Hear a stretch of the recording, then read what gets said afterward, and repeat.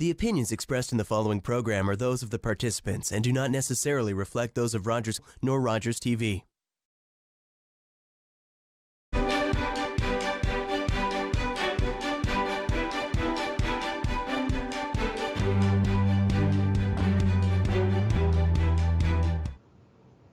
Hi, I'm David Shearman. Welcome to Politically Speaking.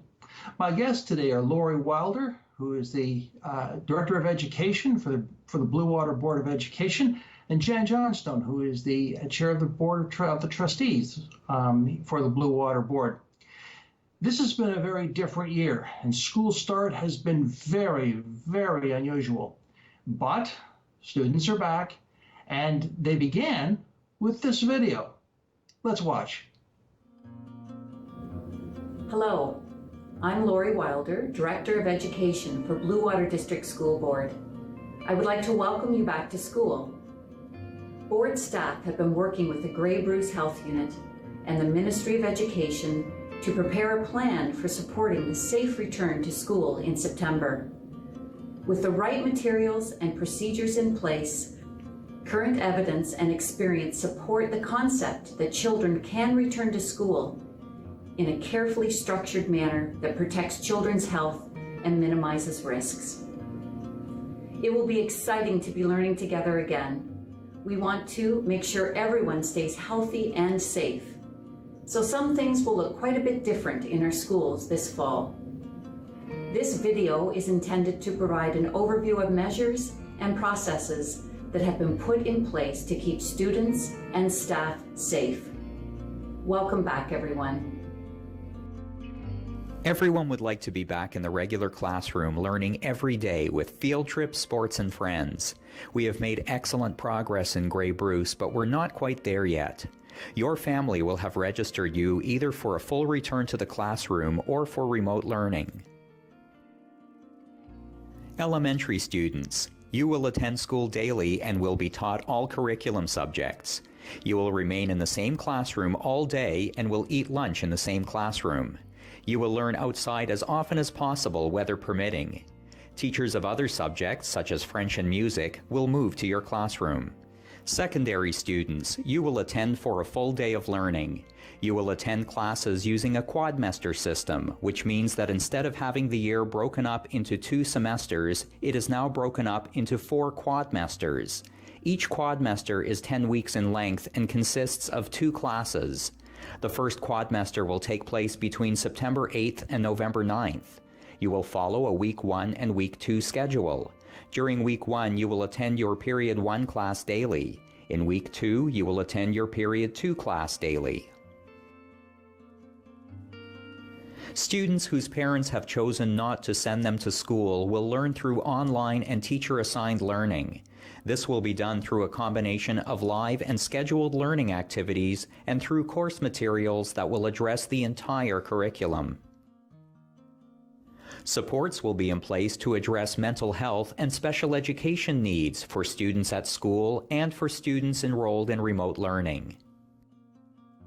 All students and staff must check for COVID-19 symptoms prior to coming to school every day.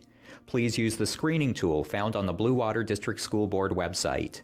If you are exhibiting symptoms of COVID-19 or are feeling unwell, you must stay home. Whether you walk, ride your bike or scooter, are dropped off by the bus, or are driven by a family member or caregiver, you must use the designated entrance for your class cohort. If you walk or someone drives you to school, you should arrive at school no sooner than 5 minutes before the entry bell. For the safety of everyone, families will not be permitted on the schoolyard or in the school. Your parents or guardians will only be provided access to the school in the event of an emergency related to you, their child. Each school will provide information about access in the case of an emergency and with regards to early pickup or late drop-off locations. Each school will develop a schedule for entering and exiting the yard and school. Students will use a variety of entrances to ensure proper distancing. If you are an elementary student, you are to line up at your designated class marker by the school entrance assigned to your class. Elementary students, you will go directly to your classroom. Elementary students with lockers will go directly to their classroom and will then be directed to the lockers by their teacher a few at a time. If you are an elementary student who does not have a cubby or a locker, you will keep your belongings, such as your coat, backpack, and lunch kit, at your designated seat, desk, or workspace in the classroom. Secondary students, you will go directly to your Period 1 homeroom classroom and will keep your belongings at your designated seat, desk, or workspace in the classroom. Lockers will not be available for secondary students. Elementary and secondary students, you should not bring too many items and make sure everything has your name on it. Do not share your school supplies or your food.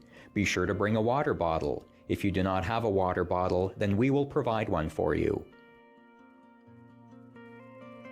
Every time you enter or exit the classroom or the school, you will wash your hands with soap and water or use one of the hand sanitizer stations. Don't forget to cough or sneeze into your elbow to stop the spread of germs. There is a lot of new signage in the school to help you remember how to stay safe and keep your distance. The locations of the signage will be specific to each school. Your teacher will be wearing a mask, and students in grades 4 to 12 must also wear a non-medical or cloth mask while at school. Younger students are strongly encouraged to wear a mask. No mask, no problem. Masks will be provided for you. You may also see some staff members wearing other types of personal protective equipment, also known as PPE, like face shields, gloves, and gowns too. Parents, please contact your school principal if for some reason a child in grades 4 to 12 is unable to wear a mask. When putting on a mask, it is essential that we put it on and wear it properly. So first of all, as with anything these days, we want to make sure we have clean hands, either by using soap and water or by using the hand sanitizer. And then to put on the mask, you simply want to place the mask to the face, with the blue side facing outwards. There's a white side, there's a blue side, the blue side facing outwards, and the nose piece, there's a little flexible nose piece up here, and that is facing the top. You want to take the loops, put them around your ears, position the mask on the face by pulling this bottom part down under the chin and the upper edge over the nose. You want to mold that little flexible nose piece to the sides of your nose. And for those of you who wear glasses, the tighter this can be, the less foggy your glasses will get, and that is definitely a bonus. So that is how to wear the mask. To remove the mask, there are a couple of steps you need to follow as well. If you're wearing gloves, you need to remove those first because you will be touching your face with contaminated gloves. So we remove the gloves and dispose of them properly in the waste line or plastic line bin. You again need to clean your hands with soap and water or hand sanitizer. And then to remove the mask, avoid touching the front of the mask because that is considered now contaminated.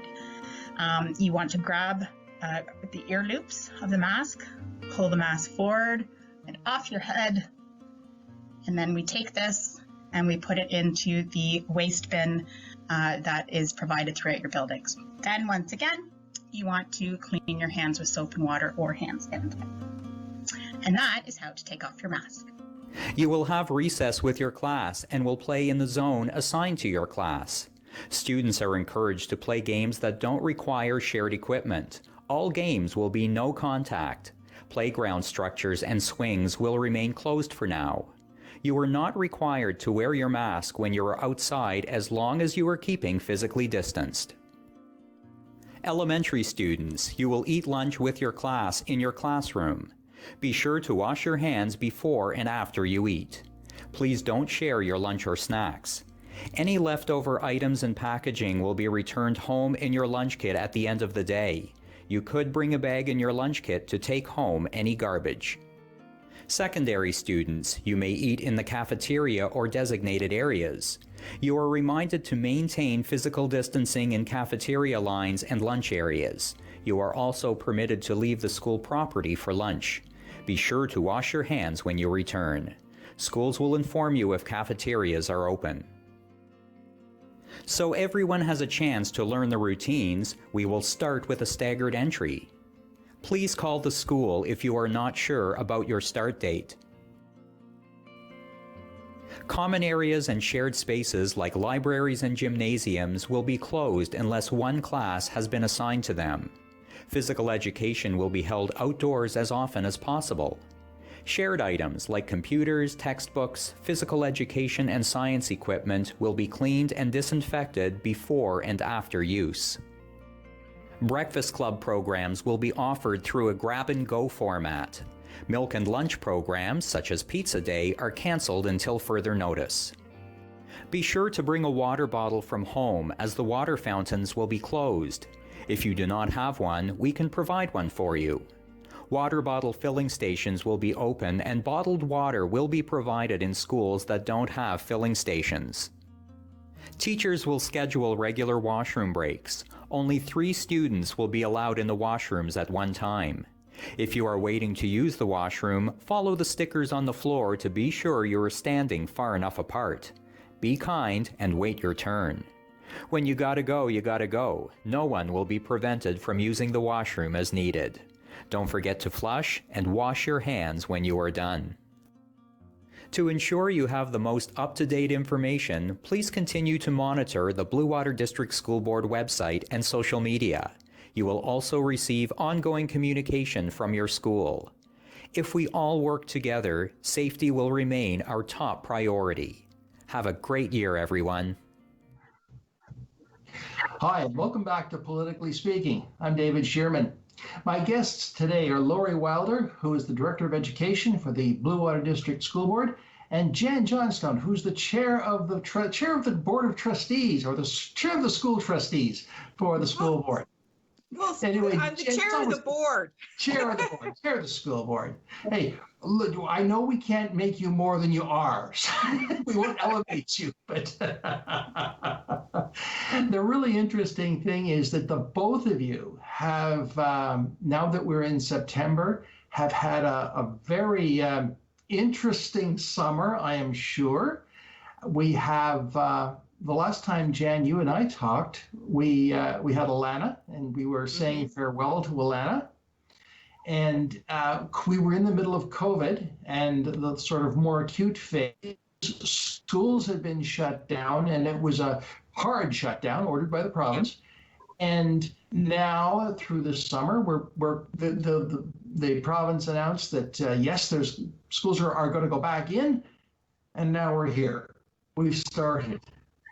And it's almost like I hate to use the word anticlimax, but we're in. We're into the second week now. And what's the experience been like so far, Lori? Well, it's been, thank you very much for asking Jan and I to join you. We really appreciate having an opportunity to share all of the good things that are happening at Bluewater District School Board. And so far, we are entering our second week. So last week we had a staggered entry, and our students came in slowly. We started with in elementary, our JK, SKs on day 1 last Tuesday, and our grade 9s in our secondary schools. And then we slowly continued to add up until Friday. So we had our full student complement in at that time, and it went extremely well. Our focus has always been on the health and safety aspects, as we are required to do so.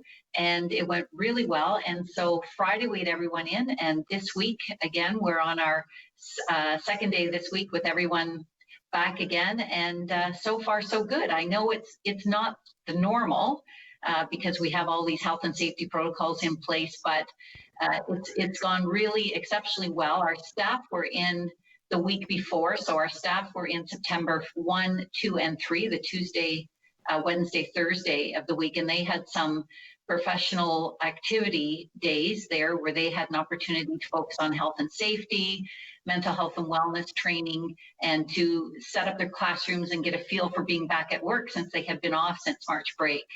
So far, so good. And as I said earlier, we know it's not a normal year, but we're doing our best to ensure that we work with the Ministry of Education and our trustees and public health, especially to do all that we need to do to have a safe and successful return to school. It's interesting you mentioned that, Lori, because I do know a couple of teachers, and over the summer we talked, of course, about what this was going to be like. And one of the teachers had been involved in online education with students, and she kind of, towards August, she said, if there's one thing I've learned this year, you can teach an old dog new tricks. And I thought that kind of sums up what we've really been through, because in a space of 6 months, we've turned the education system in this province on its ear. Mm-hmm. Yeah, I mean, you have to think about that, and stepping back and just how school boards or education normally runs. If you're introducing a program, you do it over time. There's all sorts of back office in terms of putting that together. We essentially, as a school board, and all school boards across the province, in literally 2 weeks, went from in class to online. So I have to say that was quite amazing.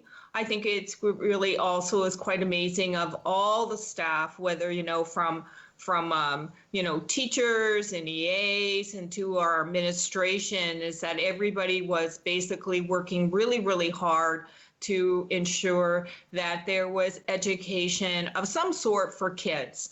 And whether it was online or, for children or families who weren't connected to the internet, making sure that they got, educational materials delivered to their door. I think that in itself has been a huge undertaking. And I also have to say that throughout, say June, July, and August, where we've had to basically step through a lot of hoops, where initially it started out, put 3 educational scenarios together, and then all of a sudden, because that's a lot of work to do. And all of a sudden, no, this is the way you're going to go back. And, so we had to keep on changing everything. And that's really, really hard on our staff, but also really extremely hard on our families, because they're trying to make their own decisions, whether or not their children are going to go back into the classroom or, to go online. And so all that changing, which wasn't a fault of our staff or anything like that, made it very difficult. And I have to say, very much thank you to students and staff and families for basically, being accepting and with all the changes and the changes that are going to keep on ongoing. It's interesting you say that, because I'm quite sure, and I think we've talked about this kind of this situation that the trustees are in, and the school board, not the admin side so much, but the trustees, because as elected members, you sit in the middle between the Ministry of Education and the Minister of Education, and the school board itself, the teachers and the staff. And I'm quite sure that, just judging by the number of public announcements and the rapidity that they came out with, did you find yourself meeting a lot over the summer? We really did. And just for the Minister of Education, school board chairs, basically almost every single Monday at 2 p.m. had a teleconference with the Minister of Education. And if you figured out, you could get a question asked, so I used to go on like 20 minutes ahead of time before, and make sure I pressed *1, so I would be able to ask questions that were particular to basically rural and northern boards. But I can tell you that as time went on, I think that, because I think that trustees more so are really on the ground. So we hear directly from students and we hear directly from parents. So just say we're out and about, whether this summer it was on the beach, or, in the grocery store or walking down the street, it was basically, lots of questions. And they also kept on changing over time. So sometimes I'd be telling them, no, this is the way it's going to be. And, and then all of a sudden it changes, Oops. So, I think that in recognizing that it's been very, very difficult. And I think one of the most difficult things is that our families and students hear kind of what's going on provincially. And so they kind of take what they're hearing provincially and kind of lay it on to Grey Bruce and for example, COVID cases, or, and that it's, we're not like Toronto. And or also how we returned to school was conventional. In other words, regular classroom, basically, all day. And that's different from other boards. So there was some confusion and I think some fears. And the fear was, is it going to be safe for our children to return to school? And for our staff, it was the same thing. I was just going to compliment Jan. She has done an amazing job on the calls that she referenced with Minister Lecce and his staff. She has, on every call, it was all through the summer, she has been able to represent Bluewater District School Board extremely well because she is asking questions that are specific to our board that impact our board. Jan makes a great point that we are not Toronto, we are not Ottawa, we are not Peel. Those boards right now in those areas are facing an increasing number of COVID cases. Grey and Bruce County has not, and our medical officer of health, Dr. Ara, has been very supportive of us and our plans that we've had. But it's just great to see that we in Grey and Bruce are represented by the likes of Jan, who are asking questions that aren't Toronto-centric, if I to speak. And because our model of getting back is quite different than some of those larger boards. We are a full return conventional model, both secondary and elementary, and that is not the case across the province. So kudos to Jan and the support of the other trustees. It's been really wonderful as we work through this. We have talked about the rural-urban divide on previous shows, and I think that's an ongoing concern for many people in Grey Bruce. But one of the places where it really hit the ground was in online education. And I know that has been the accessibility of online education and the ability to do what they need to do has been a real problem. Have those issues been worked out, or have there been changes since we talked last? And do you mean specific to access to technology and internet? Both access to technology and the online learning, and I say this kind of to place it into context, because I heard a figure that 90% of the students are back at school. They're in person. They're not learning online. Is that a correct number? That is correct for our board, which is significantly different than other areas in the province. We have made a commitment to ensuring that our students that need access to technology have access. We sent out a survey earlier to families asking if they needed a laptop, for example, and we're making sure that happens or has happened. And as well, if they have a trouble accessing internet, we are providing them with internet sticks, which could provide the internet access, because we do know, again, in Grey and Bruce counties, from an equity point of view, we in some cases don't have that infrastructure that other urban boards might have. So we needed to make sure that we supported our students who did choose the online learning option, and we have done that. That's great to hear. Because I know those who even watch this show will see the inequity of the internet. And perhaps, I'm not going to say it's divine justice, but our MPP, Mr. Walker, where he lives, and this was back last spring, his internet was marginal, to say the least. So, that was a good experience for him, I believe. Yes, I think so. I'm looking forward to interviewing him in the future, because Bill is, to see if he's had any changes, because it'll be just fascinating to see. He recognizes the issue absolutely, and in spades. So it's not an issue. But let's go back to the technology issue. Were you surprised that number of people taking up the online option was relatively low? Well, and Jan will probably want to comment as well. I'm hopeful that they are looking at the data that we have here. The COVID cases are very, very low.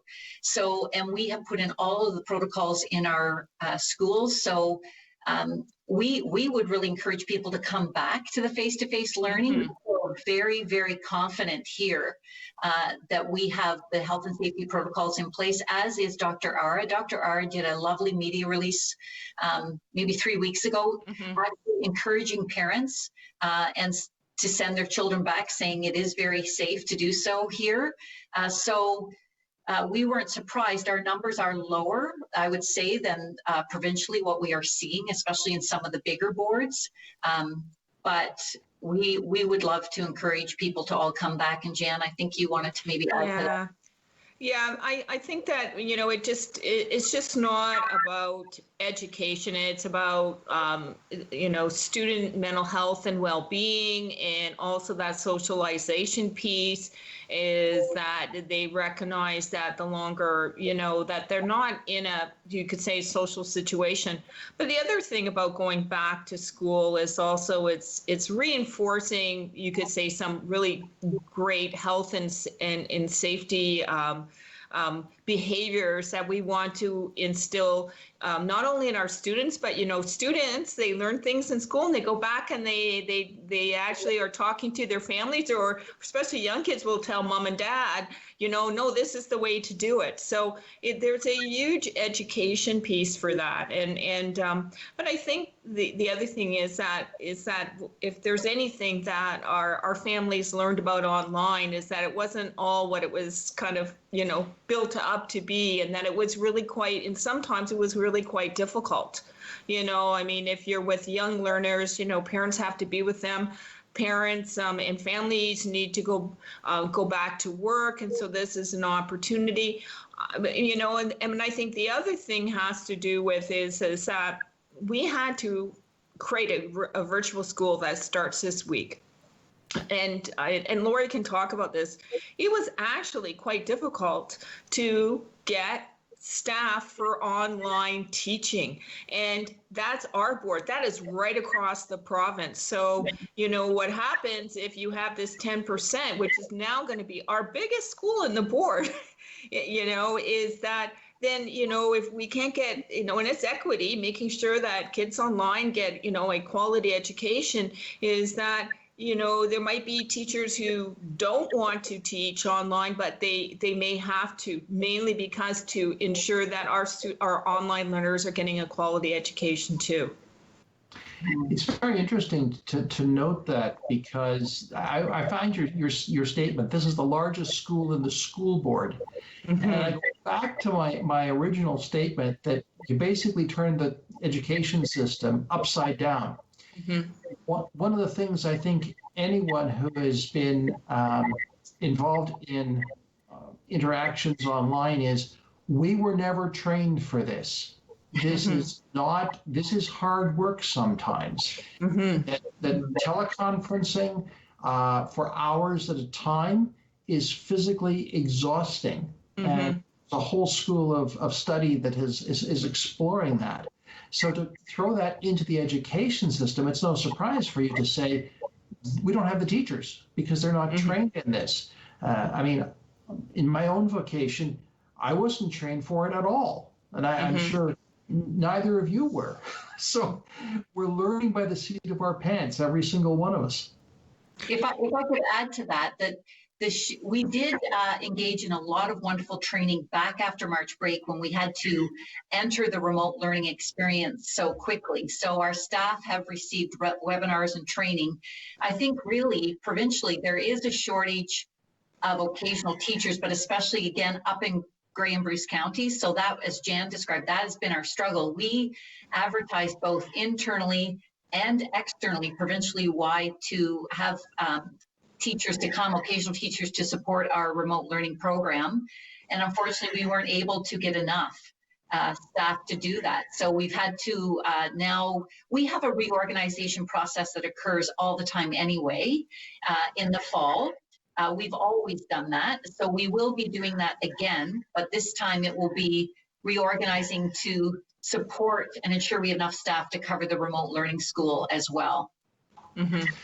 I'm going to interject here because we have to take a break, and we will be back, and we'll have more conversation to talk about what Bluewater is doing, because we barely exhausted all the stuff we could talk about. I'm David Shearman. This is Politically Speaking, and we'll be right back.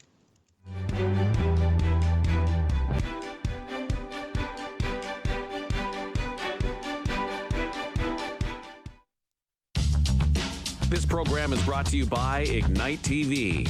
Now you're in command. Visit Rogers.com for more details.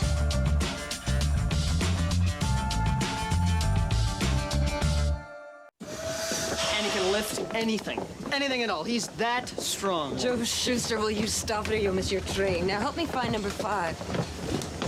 Strong, but by day he's a mild-mannered reporter. Glasses, a secret identity. Honestly, you Canadian kids. He'd be in this cape. A what? A cape.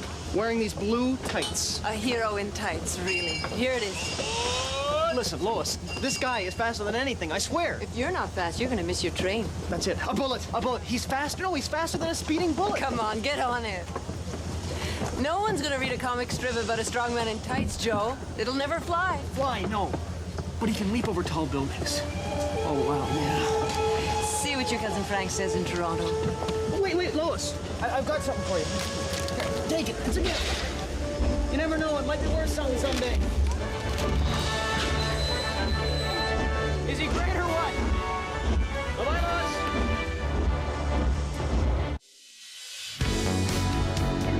Lois. Hi, I'm Carol Merton. I'm the host of HealthLink. HealthLink connects home, community, and healthcare. Please join me for HealthLink on Rogers TV. The opinions expressed in the following program are those of the participants and do not necessarily reflect those of Rogers nor Rogers TV.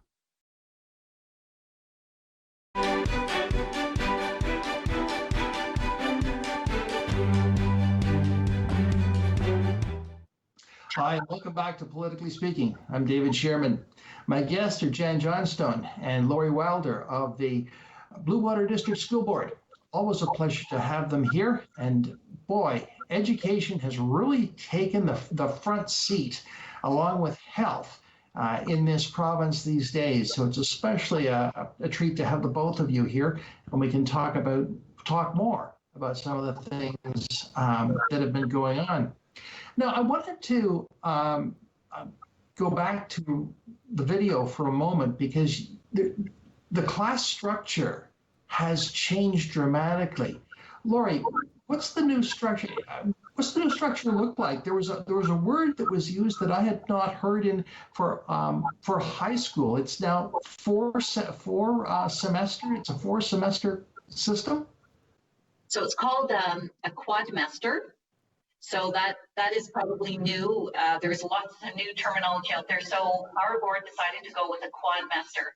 And so again, with ministry direction and public health direction, the way a secondary classroom is working, so students engage in a class for 1 week, all day, the same class. So for example, math, they would have it all week. And then the second week, they go to a second class, for example, English, and they do that for the second week, and then they just rotate. They do that until middle of November, and then they have 2 days for their final summative assessment and or exams, and then they start 2 brand new courses. So they reduced it into Quadmasters, they call it. That's really interesting, because I am old enough to remember when we had double periods in school, and we had this, it was almost like that system, except it was through the year in high school. And we had the first 2 periods of every day were the same 2 courses. And you just, the last day of the week, you just flip back and forth. So it's really interesting. It's a scheduling, dare I say, trick, but it's a scheduling system that seems to look like it'll work. Well, and the purpose for that scheduling is to reduce the contacts for students. So if they are for 1 week in with the same class all week and the same teacher, that reduces the contacts. Public health likes it for that purpose, but they also like it for if we have a case that's for the contract tracing, they can look back to see in that classroom in that week, if say a student ended up being diagnosed with COVID, then they could trace it back to that exact class.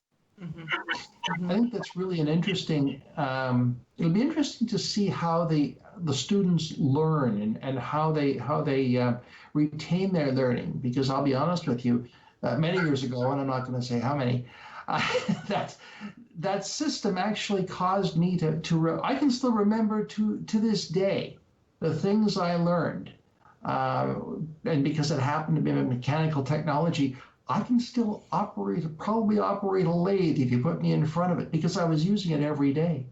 And it'll be interesting to see if the students have that depth of knowledge at the end of these courses. It's very similar to a summer school model as well, and we have found that students really do appreciate the summer school model. So you are focusing on fewer subjects over the time, so I think it's easier for them to do so. We of course give them breaks during the day so that they're not just there sitting in the classroom that whole period of time. But it has, I think, for retaining of information, it's helpful. I know, Jan, you were trying to say something there.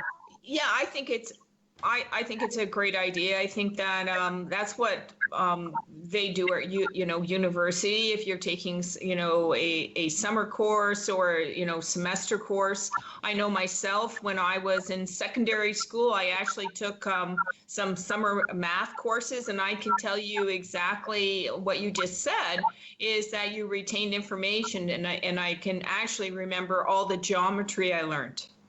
So, yeah, I know it's strange, but I think that it's because you're dealing with a subject matter all day. There's a continuity from one day to the next day. I have talked to some families, particularly from secondary, how they're liking this.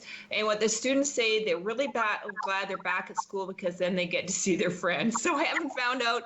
But, when I kind of asked about, well, what are you thinking about the all day? And they said, well, they were really talking about, well, we really like the teacher. So, so hopefully I'm going to get more information, and it's across different sorts of students, how that's going to work for various kinds of learners. So it is going to be interesting, but I think it's going to be really good. Yeah.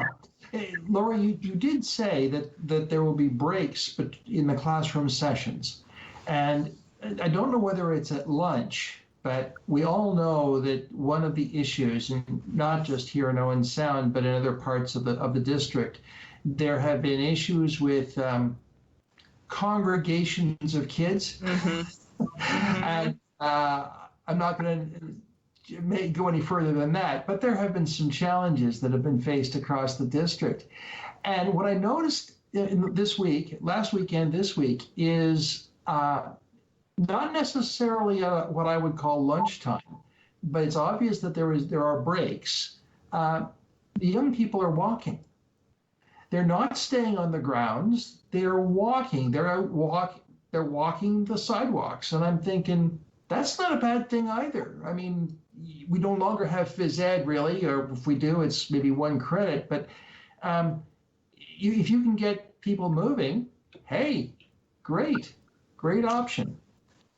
Well, and that's exactly it. We recognized early on, and in consultation with other boards, it's very, very difficult to confine them in that classroom all day. So we have given them opportunities at the lunchtime to go out for lunch if they want, but we provide opportunities for them to stay in the classroom as well.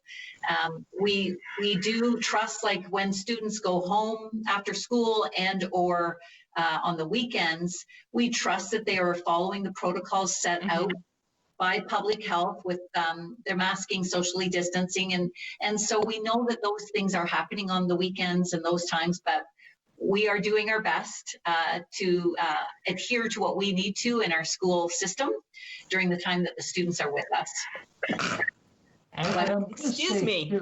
it's probably not not a bad thing, but I do see the young people congregating, socially distancing perhaps, but congregating, and that's good for social development too. And that's, I'm sure that they're happy to be back with their friends. Just what Jan said. Yeah, I think also too, and because we often are planning things within, say, healthcare or education, and I realized, from my area, because I had last week I had a home and school meeting online, Zoom meeting, and some of the concerns you were talking about, students congregating, other words, going off school property to grab lunch at fast food places, and of course there can only be a certain amount of individuals in in say Tim Hortons or in the pizza place or McDonald's or whatever, and so you saw this, you could say large cohort outside of these establishments. And I realized that we needed to really work closely with the community about this, so that, because we don't want to take business away. We want, our kids in the community and you could say shopping locally, but we want to make sure it's safe for everybody and that it's not alarming to the community. The other thing has to do with is, garbage, so fast food comes with lots of, kind of disposable garbage, and thinking about that, maybe we need to think about putting out, the towns or, putting out garbage, bins, the routes to school and back. And this is particularly secondary school, more so than elementary, because they do more often go out at lunchtime. So, and I think it also becomes a real concern because, of course, nobody wants to pick up someone else's garbage these days. Like it's, so there's a health and safety feature here. Yes, and I think that has already been an issue in the past, certainly here in Owen Sound. But it'll be one of those things that the board will have to have an ongoing conversation with the city and other municipalities. It's just one of those things. But at the elementary school level, it's a little different. Can you outline how the classes are at the elementary school level? Lori? Yes, in elementary, they are attached to their classroom. So we are able to keep the cohorts in their specific grade assignments, which is wonderful, assigned to one teacher. We do at times have a preparation teacher that would come in to support the other teacher having a break, but that helps too with the contact tracing if they're just in their one homeroom class. And that will be throughout the year as per usual in elementary schools. Sure. And I also, it's kind of nice to hear the kids at the elementary school in my neighborhood. It's nice to hear the noise again. It's dare I say it, it's kind of like a return to normal. I know, it feels good for them. Jan alluded to earlier about the social aspects and the health and mental wellness aspects of this, and I would totally agree. Having students the opportunity to return to school to just be socializing with their friends and with peers and staff, I think it's just really, really good for mental health and wellness. Well, let's talk a little bit about that, because you've both mentioned it, and I see that in the video there was a mention of mental health wellness and making sure that there's mental health and wellness checks that are going on. What can you say about that? Jan? Well, I saw Lori go to answer, so I really want her to, to start out, and then I'll throw in some kind of more community pieces. Sure. Well, you're right. This is a really critical time in public education and testing our resiliency as a district school board as our students return to school. And we need to really place a renewed focus on issues of mental health and equity. And so we have staff that will support this, and we have our staff in our schools are, they can see signs if somebody is struggling. And so we do have system staff that still can go and support. We have as well, public health is providing public health nurses to support. We have mental health workers as well, because really we are really focusing on ongoing efforts of to promote child and youth well-being and learning during these unprecedented times. School Mental Health Ontario has provided a lot of resources that we have shared with our schools as well. So there is support provincially for this aspect. Yeah, I think that, students have been out of school since March. And they have, we're still in a pandemic, and there was, there lots of anxiety and stress related to the pandemic, to, concerns about their own family or their future. I mean, everybody's world got changed up, turned upside down. So I think it's really important when kids are coming back to school that there's, they can be really excited about returning, but also really anxious, because once again, they're getting lots of different kinds of messages. So we want to make sure that we're helping, students, and by extension, their families, deal with the changes that are not only happening in terms of, healthcare, but also in terms of education and basically community well-being. I recall an announcement that the Premier made at one of his news conferences that there'll be nurses in the school system. Is that true for Bluewater as well? Yes, it is true. So I think our allocation was 6 public health nurses. And our public health here locally have added in 3 more. So we have 9 public health nurses who are supporting our schools, and for Bluewater District School Board, as well as our co-terminus board. So we're thrilled to have them. Yeah. And so when I mentioned that last week, I had attended basically a home and school meeting, a secondary home and school meeting, basically on Teams online, and the public health nurse that's attached to Kincardine District School, she was online. It was great because we all could ask her lots of questions, asking about protocols or things that we maybe didn't know about, or she was going to go back and ask her team. So I felt that was a really good position and well connected.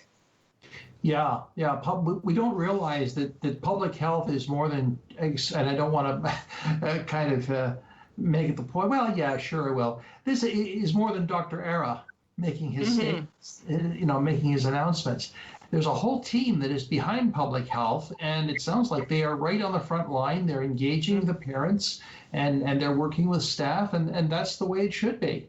And I've always said, if you can't find the answer, ask them, because they probably can. Well, they've been absolutely phenomenal. You're absolutely right. Dr. R has been great, and he is supported by a huge team. We have actually a school liaison person, a nurse, Andrea Riley, who's also connected with us. We are participating in meetings with them every other week. Our school board and they are responding to every single question we might have. And as you could see, Dr. R sent out a media release 3 weeks ago to encourage our families to head back to face-to-face learning. And as well, he did send something out today as well, just about the testing, assessment centers, and when families should decide to get tested or not. Yes, and I think that's a really good point, Laurie, because I think that there is confusion around that, and his announcement today was very, very clear. If you're not showing symptoms, you do not need to be tested, and that's important to remember, because testing is still it's a resource, but it's available for everyone. I mean, if you have the symptoms, get tested, but if you don't, there's no need to. And so that this is but I guess the question I have to ask is, okay, what if? Okay, you've got a case of COVID, a diagnosed case of COVID that shows up in a classroom or a teacher. What happens? We actually have very strict protocols in place as guided by public health in that regard. And so we have been communicating that out. We take our absolute direction from them. And there are a few scenarios. So if a student has, and I must say Dr. R has been very conservative, because I think he wants to ensure that we are very careful in this first re-entry to school and reopening phase. He's being very conservative. So if a student exhibits a symptom, we have isolation rooms in all of our schools. So the student will be there until they are picked up by a parent. And then they are obligated to either have, if it's symptomatic, they would have to have a test done to return to school and be symptom-free for 24 hours, or their own physician could assess that it's nothing related to COVID. And once they're symptom-free, they can come back, or they would have to remain in home isolation for 14 days. So this is the direction, but our reporting structures, we must report to the Ministry of Education on a daily basis as well if we are seeing any cases of COVID. And we also, and there's a link that Public Health, we're always communicating with them on that as well. So it's a very thorough protocol, and we take all of our direction from Public Health. I think it's also really important, because I've had parents ask me this question, is that if that happened and a child or, children were to, have to remain at home for 14 days, that in fact the school or the classroom teacher would be making sure that they were getting their class, in coursework. So I think because that was a real concern, because 14 days is 2 weeks. That's a lot out of, an gap in education. So we're wanting to reassure parents and, of course, students that if this was to happen, that their education would continue. Yeah, I think that's quite reassuring for parents. And one of the other issues that I wanted to ask you about was busing. I think initially there were, 10 or 11 routes that were not able to run because of a shortage of drivers. And so what's the situation with busing? Well, we're doing our best. So we have a transportation consortium that supports our board, and they're working hard with the bus operators to retain drivers and hire new drivers. I know the Ministry of Education as well has come out with an incentive retention program for drivers. So this, again, is a provincial issue. We had approximately 3% of our routes that were impacted for our consortium that supports our board and our coterminous board. And we are doing our best, supported by the operators, because this is really through our bus operators, to help support them in retaining and hiring new drivers. And I just want to say that this is, weekly been brought to the attention of Minister Lecce. And it's just that on the call yesterday, the chair of the Hamilton Wentworth District School Board brought it up around, busing and retention of bus drivers. And actually the suggestion was made is that maybe they should be offered more money. So, so it's an idea, because, money can be a good incentive. Sure. And I guess one thing that this will not affect is snow days. Now, let's not be getting way ahead of ourselves. I know it's September, but you never know. I mean, a snow day in Grey Bruce will still be a snow day, right? Yes. Well, not necessarily. If you're a student learning online, if you're in class, yeah, maybe. But if you're an online learner, no, it's good to go. Yeah. Well, actually, that does raise the question. Students who are, the way it has usually been stated is that schools who are closed or no school is ever closed unless there's a mechanical problem, like a boiler or water system or something or other.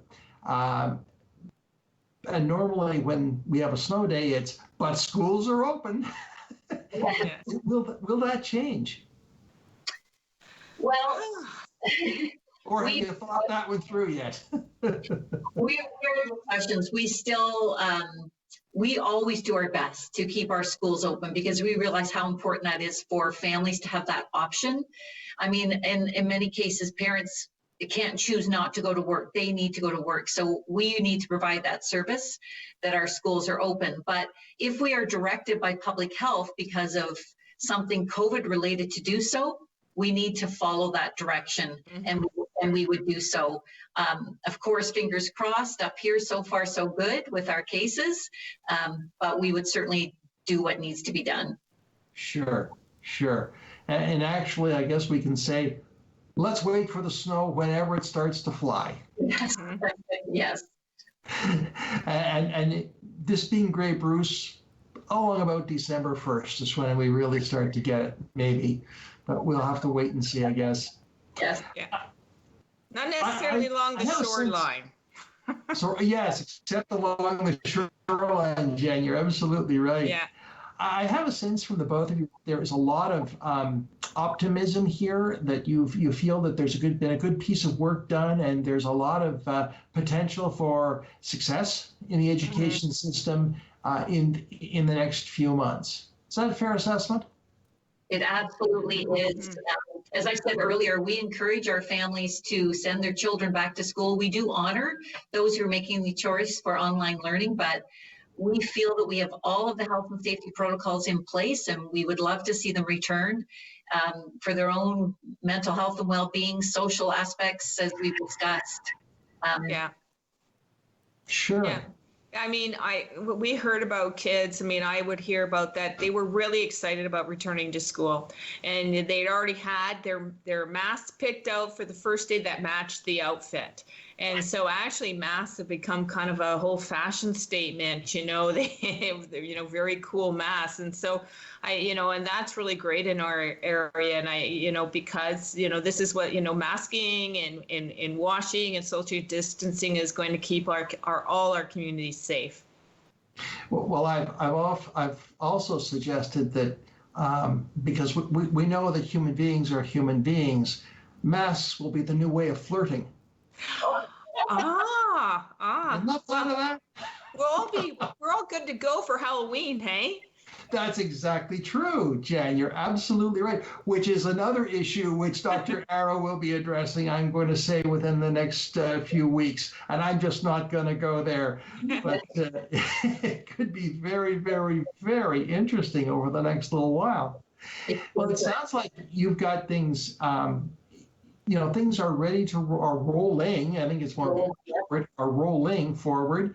And we will be having you back to talk about the progress that we have through the season, because I know we've already got we've scheduled and Lori, yes, it's in your calendar. Okay, thank you. Because this is always a pleasure to have this kind of conversation, because I think it conveys for parents a sense, what we hope is a sense of ease. It's also a way of saying, we got this.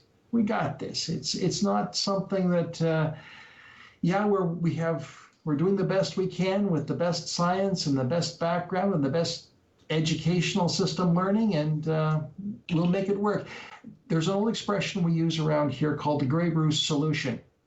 And what that is it's not Toronto, it's not GTA, it's what works in Grey Bruce. And it sounds like you've really developed the Grey Bruce solution for education. I want to thank the both of you for being on the show today. And I look forward to coming back and hearing more about the successes that the Bluewater Board of Education will have. Lori, Jan, thank you. We'll talk again. Thank you very much. And friends, I'm David Shearman. We'll see you next week.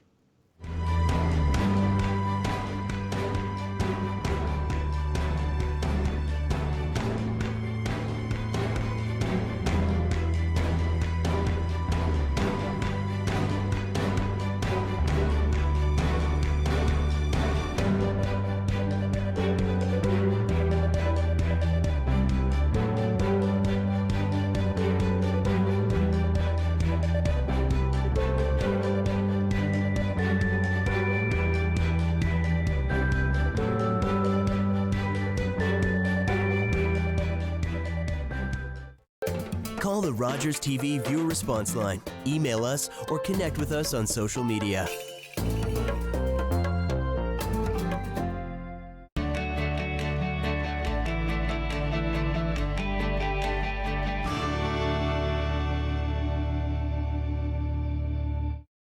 What kind of show do you want to see on Rogers TV? What interests you? Log on to rogerstv.com, fill out a show proposal, and tell us about your segment idea. We want to know what you want to see. Rogers TV, only on Rogers.